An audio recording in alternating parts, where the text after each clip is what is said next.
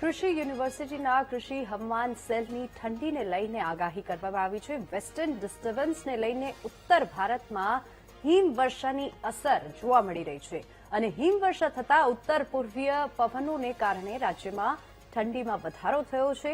રાજ્યમાં લઘુત્તમ અને મહત્તમ બંને તાપમાનમાં 2 થી 3 ડિગ્રીનો ઘટાડો રહેશે યથાવત।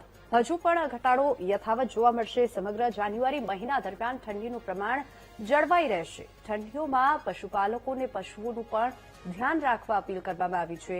પશુઓને શેડમાં રાખવા અને કંતાન ઓઢાવવા સૂચન કરાયા।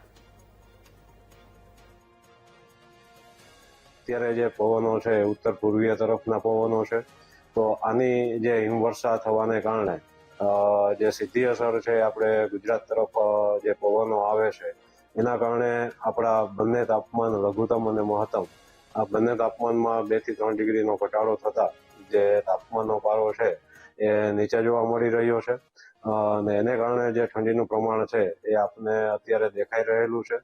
આગામી દિવસોમાં જોઈએ તો આગામી દિવસોમાં હજી પણ ઠંડીનું પ્રમાણ છે એ ખાસ કરીને જોઈએ તો જાન્યુઆરી માસ દરમિયાન જળવાઈ રહેવાની શક્યતાઓ દેખાઈ રહેલી છે। એની પાછળ જોઈએ તો જે વેસ્ટર્ન ડિસ્ટર્બન્સ પશ્ચિમી વિક્ષોભની અસરો છે એ ઉત્તર ભારતના વિસ્તારોમાં થતી રહેશે અને હિમવર્ષાનું પ્રમાણ છે એ આપને કાશ્મીર હિમાચલ પ્રદેશના વિસ્તારોમાં છે એ આપને જોવા મળશે અને એની જે સીધી અસર આપને થતા જે ઠંડીનું પ્રમાણ છે એ આગામી માસ જાન્યુઆરી માસમાં આપને જળવાઈ રહે એવી શક્યતા।